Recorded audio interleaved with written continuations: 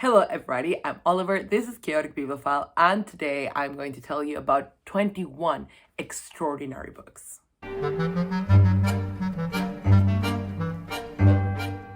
Why 21? It is such a random number. I first decided I was going to merge my lists. I just didn't feel like doing a fiction and non-fiction countdown, especially because I always struggle. There were 2 poetry collections that then there were 3 and then that got shaved off to 1. But I just struggle to put poetry in fiction, although I've done it in the past, just because it isn't necessarily. So I decided, screw it, let's just do one big list. But then I struggled with deciding how big this big list should be. I tried to make it 10 or 15. That sounded all right. It sounded standard, but it just kept getting longer and longer. I got to 30 books and then I was like, that's a bit much. Let's try and shave some books off. And then when I got to 21, I just couldn't do it anymore. I wanted to tell you about all of these books. And you know what? I stand by this decision. There are no rules. It is my channel. They're loosely ordered from like least favorite to absolute most favorite. But, you know, on a different day, it might be slightly different. It doesn't really mean that much other than like maybe the top 5 books are sort of the top 5, which I could also have done just the top 5. But then I just really wanted to gush about these books. So that's what we're dealing with. Another traditional disclaimer, these are my favorite books that I read this year. They were not necessarily published this year. I think there are a couple, but yeah, I don't care very much. And I anticipate that this year I'm going to be reading much more backlist books just because I want to read the books that I already own. And also because I'm no longer a bookseller, I don't feel like I need to keep up as much with new releases. And it's nice. I just want to go back to what I call my bread and butter of modern classics or even contemporary classics. So books that were published late 90s, early 90s, and then, you know, have achieved that status. I just want to get to these babies. We'll start off with On Connection by Kae Tempest. Oh, where am I going to put the covers? Here? Yeah, here. This is a book-length essay all about the power of poetry, although I really hate explaining it like that because it sounds really cheesy.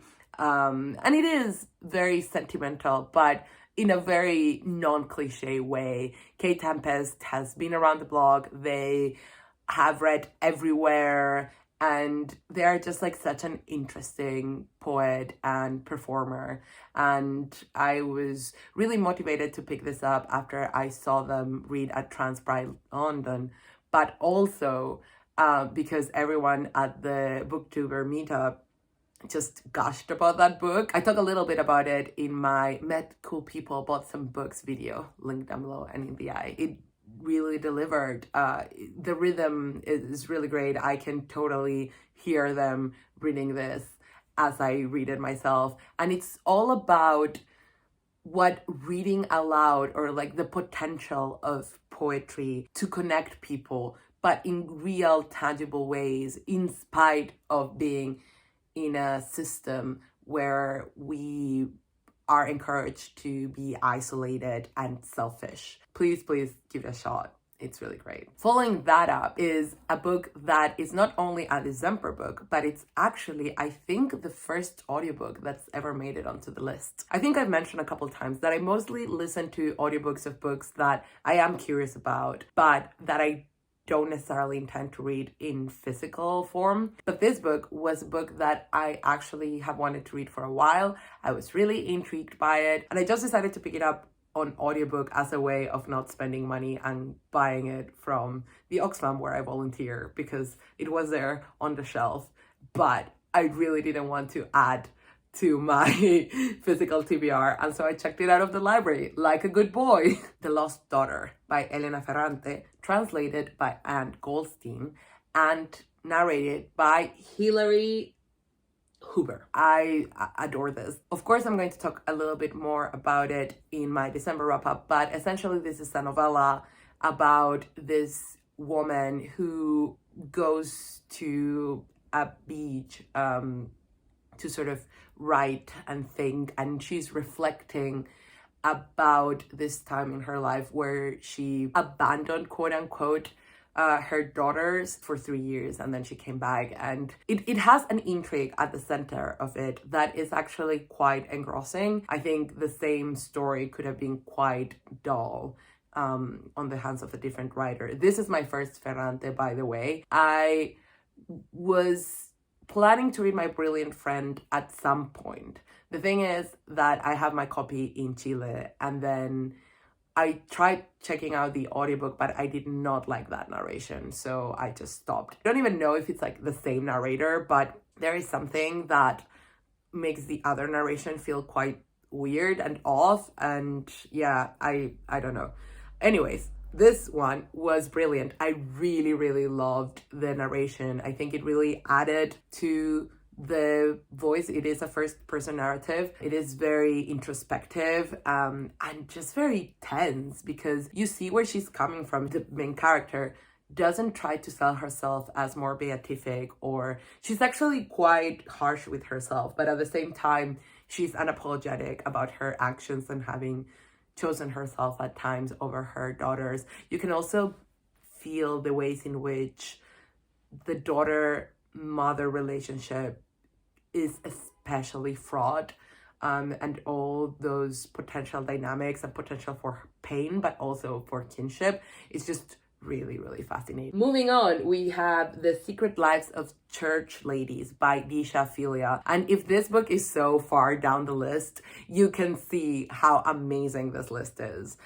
This is a collection of short stories all about Black women. And what I love about it, apart from it being supremely well written, every story is a gem, is that the emotional range of the stories is astonishingly broad.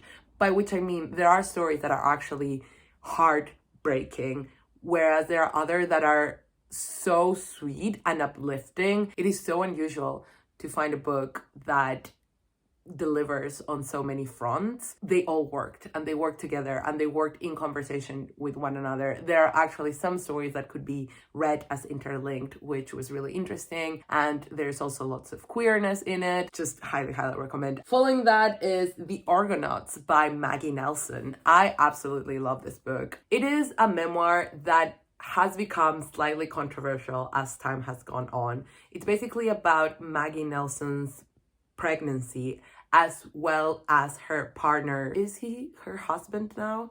Yeah, probably. Harry, who is a trans man, and his transition, and sort of how both their bodies are transforming, and how societal expectations and how people react to them as a couple and as individuals as Harry transitions more, and also as Maggie Nelson is trying to become pregnant, how all those factors interact. And so it's been kind of controversial because it's her perspective, and a lot of people argue that he doesn't get a voice, but it's her memoir, and she had permission to cover these topics. He read it, and I don't know, it's just such a silly argument, because of course I think own voices is really important, but this is a different type of own voices, and I don't think it's claiming ownership of any experience that it's not Nelson's to tell. And I think it's really insightful. It's really cerebral. It engages with, aesthetics and erotics and literary criticism in a way that I personally find really satisfying. And I just highly, highly recommend it if you haven't checked it out yet. It is just fascinating, and I really recommend it. Of course, I don't think I should finish every book section by saying I really recommend it. Of course, I really recommend it, but I don't know, it's sort of, I can't help it. Then we have one that has been on so many end of the year lists, and rightly so, Our Wives Under the Sea by Julia Armfield. So this is a magnificent work of weird fiction about two women who have been married forever, and one is not, I don't know the technical term, or I don't remember. She does research and goes under in submarines, that sort of thing, explorer. And she goes to the depths of the ocean, and when she comes back, something has happened, and we don't know what. I think it's sort of annihilation, but queer, in fantastic and meaningful ways. It is all about knowability and intimacy, and how that transforms throughout the years, how those bonds get tested, but also can get reinforced even in the direst of circumstances. It is very heartbreaking, but I think ultimately actually quite beautiful and uplifting, and I highly, highly recommend it. I can't not say it. Then we have another December book, Flights by Olga Tokarczuc, translated by Jennifer Croft. First, Olga Tokarczuc, just amazing, astonishing. I remember at some point when this was just out in English, and or she had just won the Nobel, I just heard a lot of mixed reviews, and this is brilliant.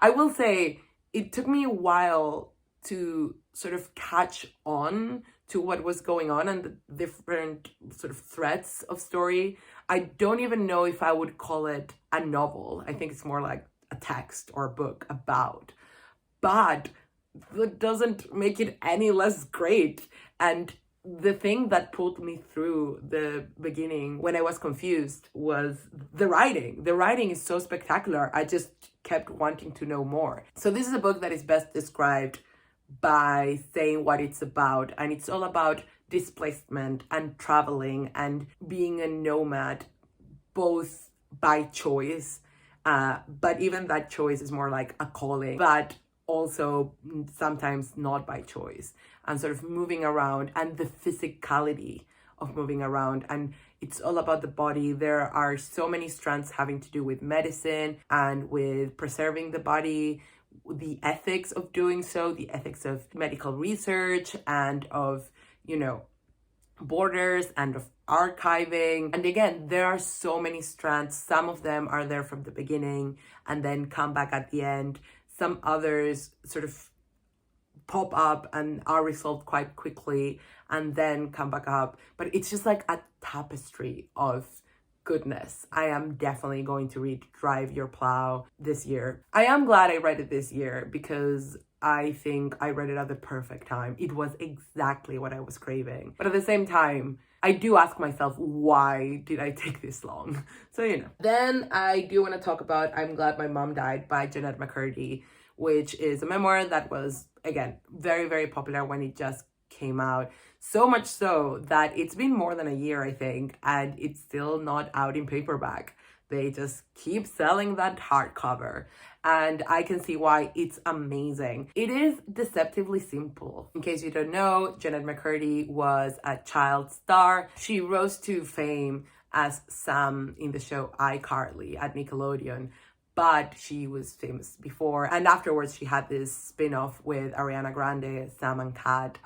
Basically, she was exploited by her mom from a very, very young age. She is a great writer. The book is written in very sort of conversational tones, but I think she understands pacing so well. At different times, she mentions wanting to direct, wanting to write and create, and you can totally tell that that's where her heart is, because she has completely decided to show and not tell. And for memoirs, I usually do prefer a little bit more of reflection and detachment, but here the choices that she makes in order to convey the levels of emotional manipulation her mom put her through, and her struggles with eating disorders and bad habits and relationships, all of it, it's just incredibly well placed in order to craft a narrative that is so propulsive, but also heartbreaking and honestly fucked up. And I just was in awe reading it. I devoured it. I read it in 1 or 2 days, and when I wasn't reading it, I only wanted to read it. It's just so good. I think I said this in a wrap-up if I already wrapped it up, but basically, I do think people don't mention often enough how much this deals with eating disorders. I think people do talk about, of course, the emotional abuse and the sexual assault, but not that aspect. And I think it's just important because it's very detailed. And if you're struggling with those issues or find it hard to read about it, I think you might want to skip this one until you're in the right frame of mind. But other than that, it's not a flaw even, it's just a reality. I still think it's an amazing book, and I can't wait to see what she puts out next. I also think it's incredibly judicious in withholding information. It doesn't dive into things that don't have to do with the theme of the memoir. And again, I think that's really, really clever. So yeah, that's why it's very high up on the list, and it is really, really good. Next one is The Lost Pianos of Siberia by Sophie Roberts.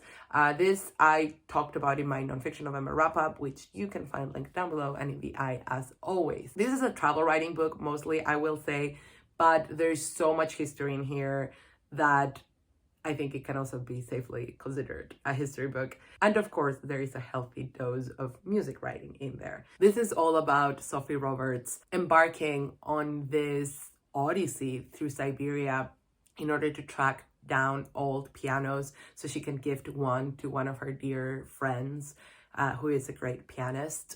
And it is as much about finding the pianos and tracing their provenance as just engaging with Siberia's history and people. Just the human component in this book is just so wonderful. This is actually one that I want to reread. Maybe not this year, but maybe next year, just very soon. It just has stayed with me so much, and it's just so beautiful and rich. It nearly made me cry. I think so much of it is Sophie Roberts' love for Siberia really shines through. It's just such a sincere, non-exoticizing admiration and interest. And the way she connects with people reflects that. You can feel her emotions through the page. It's lovely, and I really highly recommend it. If you like nonfiction, if you like history, if you like travel writing, this is one you must not pass up. It is also so sincere about like the power of music, and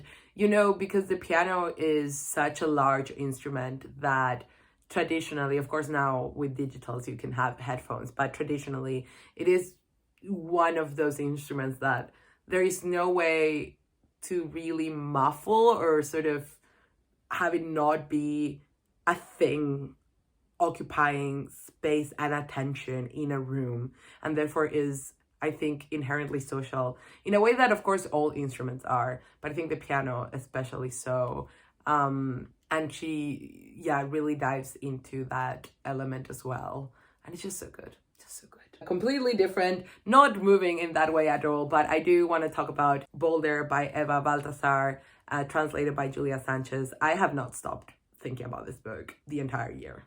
It is so good. I've actually discussed it with like a lot of people, some people who have loved it and some people who have thought it was just okay, or they found it hard to connect with, which I can see, but actually I just think it's brilliant. I think the way it presents the psyche of this woman, Boulder, who is, you know, a very restless woman. She likes to travel and have adventures, and she goes on a ship as a cook. And in Chile, she meets an, I want to say, Icelandic woman. I might be wrong. Yeah, I think so. No, I think she is not Icelandic, but then they go to Iceland. Regardless, they meet in Chile. They have this like fiery affair. They fall in love. And so years later, they move to Iceland, and then they live a very settled life that does not suit Boulder. And then her lover decides that she wants to have a baby, and Boulder sort of goes along with it because she feels like she can't say no. And it is so interesting to see how Boulder feels progressively alien to this new unit that is the mother and her child. And it's just really, really interesting. I love the writing. It is really dense, but like in a good way, I find. I just found it really successful. I think the ellipsis of time that it's basically a book of two halves. And so the different temporal settings and of course actual physical settings is so interesting.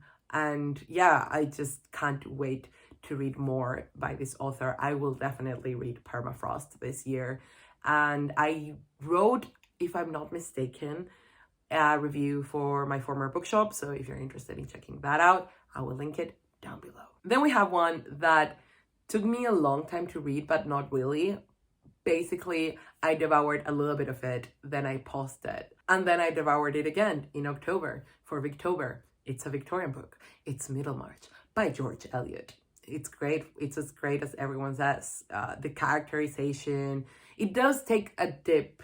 So it's an 800-page book, and we know the plot. It's about this young woman, Dorothea, who wants to marry and does marry Casaubon, who is writing the key to all mythologies. Marries him because she thinks this way she'll be able to, you know, be useful. The only way that as a woman she can think of, meaning she can help him do his research and write this book that very soon it becomes clear he won't be able to write. And so she thinks contributing to this intellectual endeavor will give her life meaning and substance. There are, of course, a lot of subplots that have to do with reputation, love, class, money, and again, the essential question of what does it mean to live a meaningful life. And it's freaking beautiful. There is this scene where Dorothea is talking to her sister, and her existential angst, it's as relevant in 2024, we're in 2024, as it was back then. She talks about the suffering of the world. How can we not relate to that? It's just so good. And I was so moved reading it. And again, I did take a break from it at some point. I think it is a heavy book, both physically and psychically. I think it is really, really readable as well. But I do think that it takes a dip. After some facts happen, it lags a little bit, but then it picks up again. And it's just so good. It's just, read Middlemarch. I think there is a reason why it endures. Then I want to tell you about Solutions and Other Problems by Allie Brosh. This is the sequel to Hyperbole and a Half. And it's interesting because Hyperbole and a Half I liked a lot. It was one of those books that made me almost cry and also laugh out loud. But this one, oh my God, it's just so good. If you don't know, Allie Brosh rose to prominence by creating these really distinctive, memeable webcomics talking about anxiety and like weird childhood anecdotes.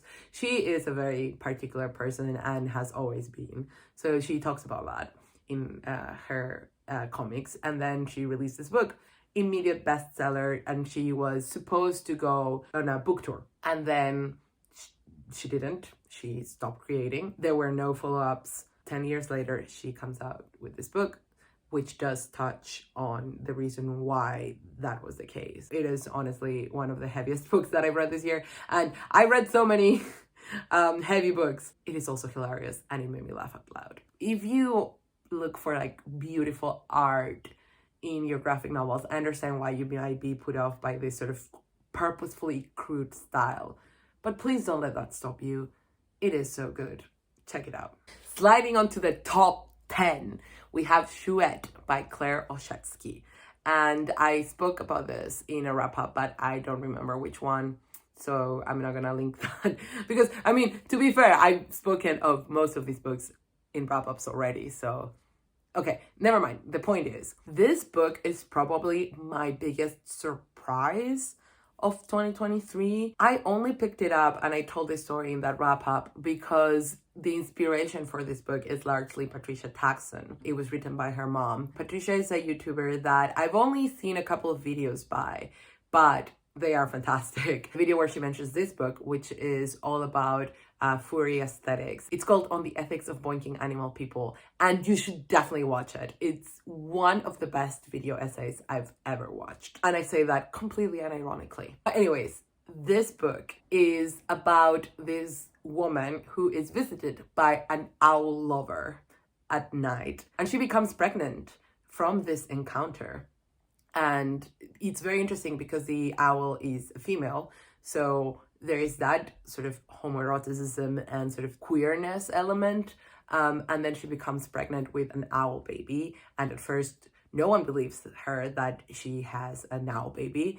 And then when the owl baby is born, she dives into her tense relationship with this wild being that she loves, but also is extremely challenging to raise and connect with. And then how society completely abandons her, including her husband, and how difficult things are. It is fantastic. It is brutal. I think there are so many books about motherhood. Even in this list, like Boulder is a book about motherhood, and so is The Lost Daughter.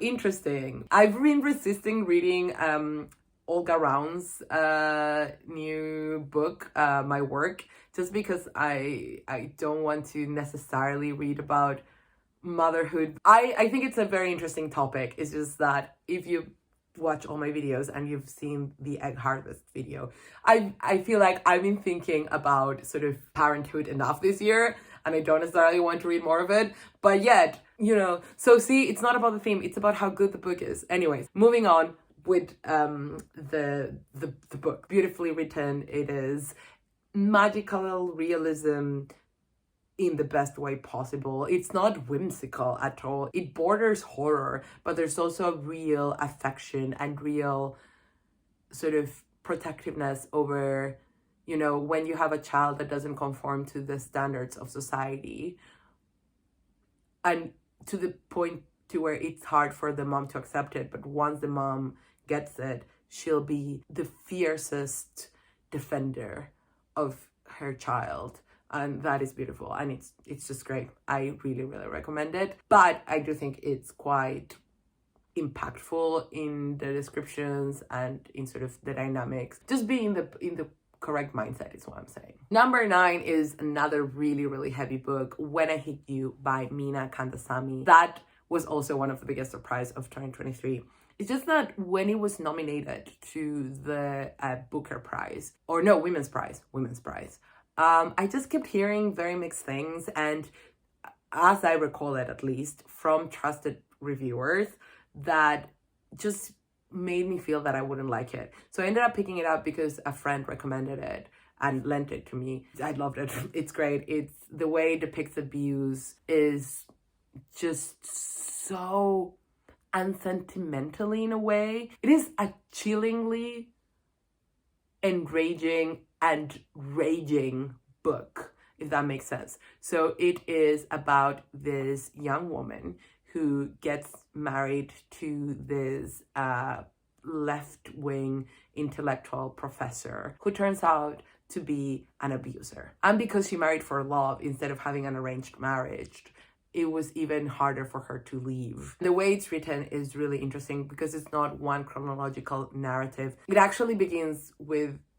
a very meta, it's not, I don't even remember if it's a prologue, but basically it talks about how her mom keeps telling her story and keeps omitting things or dramatizing things or just taking ownership of a narrative that does not belong to her. And so the narrator decides she's going to tell her story, because if she doesn't do it herself, her mom will, and others will completely sort of distort what she went through. And again, the way it's written is not experimental per se, but it's daring. So it has this section, for example, of like letters to former lovers. It's quite effective. It's much more thematically organized than chronologically. Again, it just works. It's like the book and the narrator is standing there before you saying, this is what happened. I'm going to tell you the way that I need to tell you.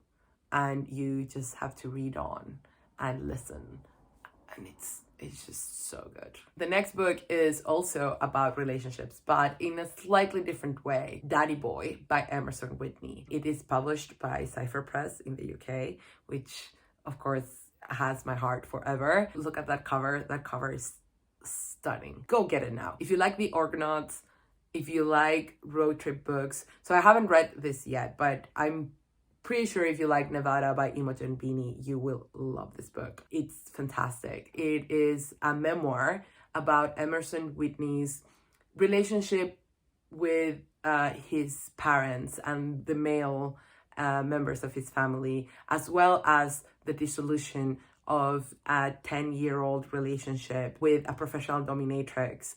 And it is a reflection on gender and relationships, of course. The narrative action of the book is Whitney going on this failed storm chasing trip. And it's so interesting because this storm chasing thing in itself is wacky. And then we have all these shifting relationships that he's reflecting on as he has been transitioning. The writing is beautiful. It is very much in the tradition of the Argonauts in terms of fragments and engaging with theory and having different threads come together. I think he is a great writer. If this is his dad memoir, Heaven, his mom memoir, is being published in the UK by Zaffar next year. So please check it out because it is also fire. Number 7 is England's Green by Zaffar Kunial, and I gushed about this many times. It is the only poetry collection that ended up making the cut, even though I read so many great ones like Quiet, like Nuda's Retrospect. It will be listed down below. I just also wanted to highlight them. This one made the cut because it was so consistently great. I remember so many of the poems, and I just think it is personally the precise style of poetry that I so appreciate, that is very sort of form conscious and sound conscious, and it's a bit nerdy, but also it's incredibly inventive, it's incredibly current. It talks about colonialism and colonialist literature and sort of the double bind of growing up as a colonial subject, where you are raised in and love and can really appreciate the literary output, but at the same time, you know, what do you do when you want to use this language that is so often contested to you? And also, it's not your only language, and sometimes those two things are not as clear cut. And it's so good. It's so fun as well, but it is heartbreaking at points. I do wish it had won the Rathbone Folio Prize. I loved Quiet. It's a really good collection, and I'm glad it won, but I wish this one had won. It's all I'm saying. It's really good. Check it out. Then I want to tell you about Fire Island by Jack Bartlett, and this is another great nonfiction book that I read this year. I'm glad because I didn't read a lot of nonfiction this year. It was less 50-50 than I usually go, and I do think it is looking the same way for this year, that because of the projects that I'm doing, I'm probably going to be reading more fiction, and that's fine. But I am so happy that even though that is the case, I still have so much nonfiction on this list. Fire Island, it is a cultural and literary history of Fire Island, that wonderful, very problematic island that sort of became synonymous with gay sexual freedom. But of course, it is also associated with a lot of classism, body fascism, racism. And I love that Jack Bartlett didn't shy away from any of that. I think I also wrote a review of this one. And to be fair, I also wrote a review of Daddy Boy and a couple more. Basically, if I wrote a review, I'll link it down below.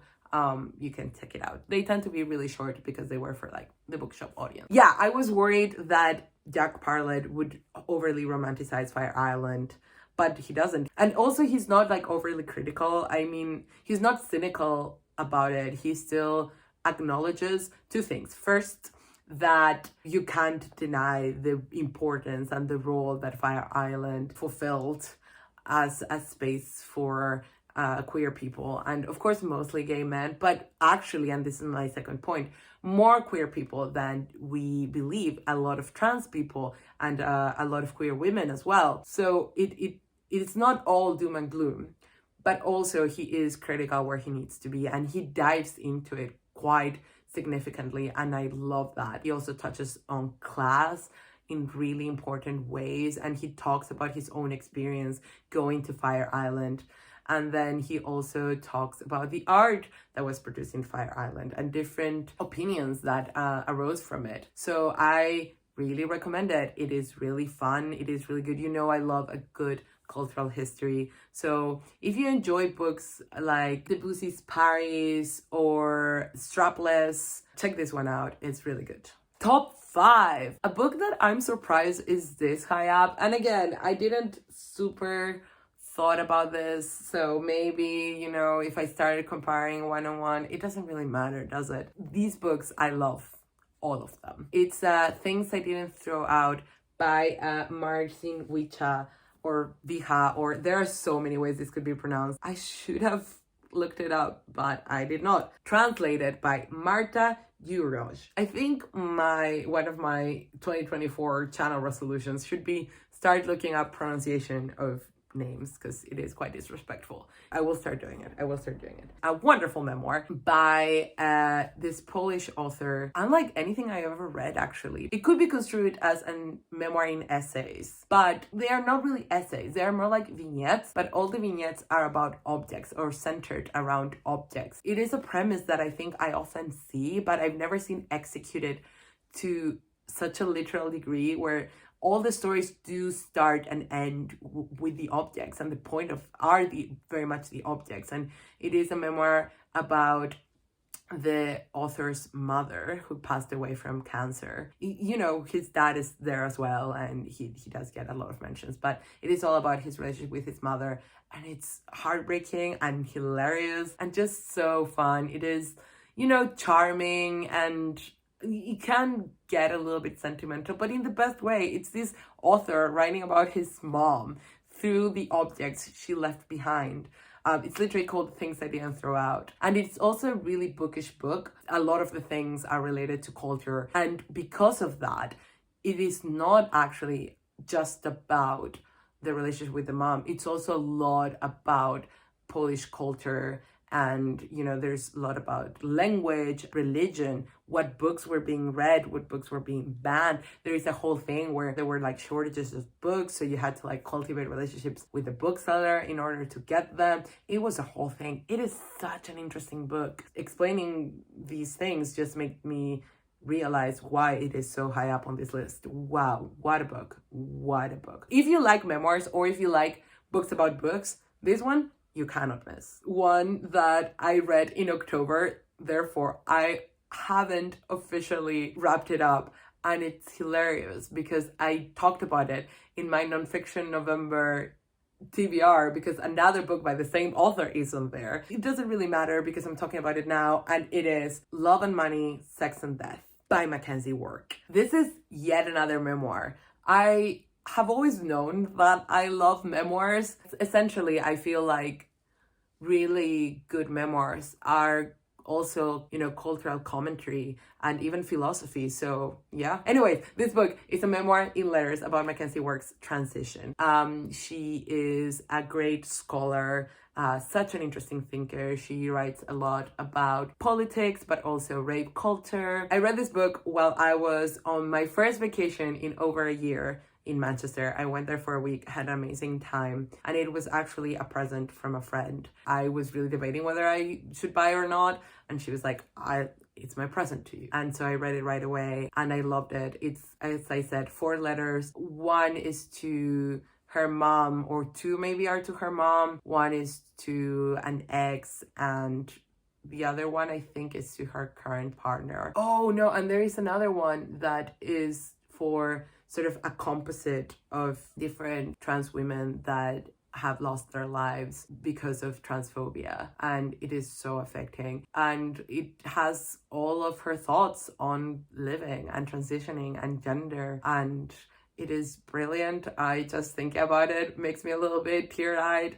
and I just read it at the perfect time as well. I like this sentence. She's basically talking about things that matter in life, living and existing, feeling so helpless about all the suffering in the world, and how are we going to fix this, and the sort of option of despair and cynicism that seems so available there, and then choosing to resist that and continuing to struggle and resist, but also appreciating and finding joy in connections with people. Anyways, I liked this one sentence and I loved it so much. I got a tattoo of it. Look at it, look at it. It says, "Here in the beautiful struggle." And this is a pin with the trans symbol. It is so cool in it. I got it done in Manchester, literally 2 days after I read it. I just wanted to have it on a part of my body where I could look at it whenever, and I do that all the time. So yeah. Anyways, this book is great. Hey, top three. I have been filming for so long. It doesn't matter. This has been so good for my soul, just remembering how many amazing books I've read this year. Number 3 is Trans Man Walks into a Gay Bar by Harry Nicholas. This memoir I've recommended to so many people. I love it. I think everyone in their 20s should read it. I think what I always say is, the memoir about like a trans man, quote unquote, learning how to navigate the gay dating scene in London might sound niche, but it's actually a book about coming to terms with your body when you're young, going through a huge breakup when you're young, trying to find love, and sometimes making stupid choices when you're young. Link to my written review down below. I think I've given it as a physical present to like 2 or 3 people, but I've also lent out my copy to 2 or 3 different people. I just think it's so good. It's about starting over and change and how frightening it can be. It starts when Harry Nicholas' relationship of 5 years ends because he's been with his girlfriend throughout his transition, and his girlfriend both wants to explore her queerness outside of the relationship, especially with women. Also, she knows he's gay, and then he comes out a second time. He's also hilarious, compared to other memoirs that I've cited here that are much more literary and much more sort of intellectually bent. I think this one might seem a little bit more simple, but it's actually quite cleverly structured. I think it's very successful. I think being funny on page is actually really difficult, and it does engage with theory, which is a big thing for me. I'm not saying that memoirs are inherently or like objectively better if they engage with theory, but I think for me, it is really important that memoirs aren't just an echo chamber. It can be good that way. Again, I'm glad my mom died. It's really good, even though it's just more like narrative. But I do prefer a bit more analytical memoirs. Again, this isn't relevant. I just went on a tangent. Anyways, Trans Man Walks into a Gay Bar. If you're in your 20s, go out and buy this. And if you're going through a big breakup, or if you are struggling with body stuff, go get this book. Then number 2 is another trans book, Bellies by Nicola Dinan. Definitely the best fiction book that I've read this year, like no question. Probably one of my favorite books now. I need to reread it. I will definitely reread it this year. This is all that I look for in fiction. It appeals to sort of my more conservative, quote unquote, in terms of aesthetics in fiction and realism in fiction side. It is the story of Ming and Tom. They meet in a Cambridge party at Pride, and they immediately have chemistry. They fall in love, they start a relationship, but Ming struggles with OCD and is a hypochondriac, then realizes that she's a trans woman and she's going to transition. This is very challenging for Tom because he loves Ming, but also he's gay. What follows is not really the disintegration of their relationship. So I think the book can easily be divided into 4 sections. And I think the breakup sort of comes in the second section, and then there are 2 more. But it is not just about Ming's transition. It's also about Tom's career and his identity as a gay man. It is also about the link between repressed transness and other ailments like OCD and why that might happen. It is one of those books that is very traditional in many ways, but also feels so fresh and so now. The way technology is incorporated seamlessly, the way people interact with space and time feels really real, which, might sound like really odd to say, but it is remarkably difficult to capture the moment. You can even argue that the primary mode of communication now is so hybrid and so multimedia that like trying to render that through writing alone becomes even more and more challenging. And I think Nicola Dinan really nails it. Ming at some point goes to live in New York, and how that feels like such a different place compared to when she lived in London and when she met Tom in Cambridge. All those spaces do feel different. It is a very cosmopolitan novel, but it's not a placeless novel. And then the other thing is the use of ellipsis and the different viewpoints. So it's a third person narrative. However, the close third alternates, and it actually starts with Tom. and it doesn't give you a heads up when it's going to change. So imagine you've been reading like 3 or 4 chapters from Tom's perspective, and suddenly it's Ming, and then there might be like 3 or 5 more chapters from her perspective, and then it's Tom again. And it takes a second to sort of figure out where you are in time, where you are in space, who's talking. Not in a way that's jarring, it's in a way that's purposeful, because it blends these voices, and through ellipses you can see that the narrative can be construed in so many ways. Whenever you are in the mood for some really, really solid literature, just read this. It is so good. Number 1 is a book that I read at the very beginning of the year, to the point where I thought I had read last year, but no, I read it this year, and it remains a favorite, and I'm also going to reread it. Ace by Angela Chen. This is a nonfiction book about asexuality. That's it. And it also has a strong memoir component, even though no one would shelve this under memoir, I don't think. So Angela Chen is a journalist, and she's asexual, and she began to investigate this label, not just from a what is asexuality perspective, which already is a very, very contested topic, but also how did the label of asexual came to be. And in the process of that,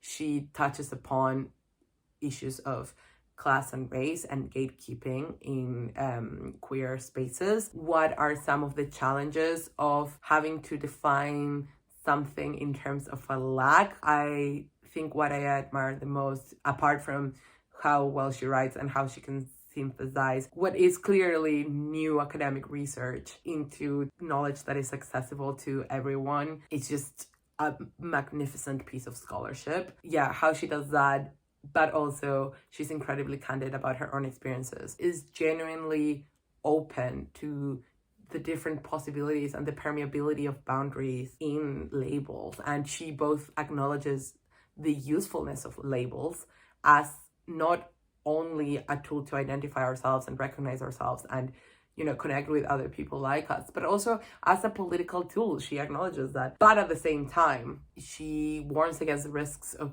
policing identities. I think it's such a good blueprint for activism in general. And she considers so many elements that do not just apply to asexuality, but can apply to all sorts of activism. And she just does a wonderful job of explaining all these things. Wow, I could keep talking about these books forever, but I've gone on for long enough. I have no idea how long this video is going to be. Amazing reading year, absolutely fantastic. And honestly, this one is shaping up to be just as good. As I said in my goals video, 2023 was a monumental year, and I fear a little bit that 2024 is also going to be that. But it's okay, I'm excited. Big things are coming. Thank you for being here. It's been a great one. Comment down below. Have you read any of these books? Are you going to read any of these books after hearing me gush about them? And what were your favorite books of last year? Any recommendations? Yeah,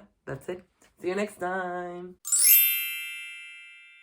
Please give it a shot. Please give it a shot. Oh my god. I've been trying to say chance, but also I kind of want to say shot, so I keep merging them. Rated by, I just saw Ann Goldstein, and it's read by, oh my god, I was going to Google this and then I forgot. Especially because we live in a society. It could be construed as an essay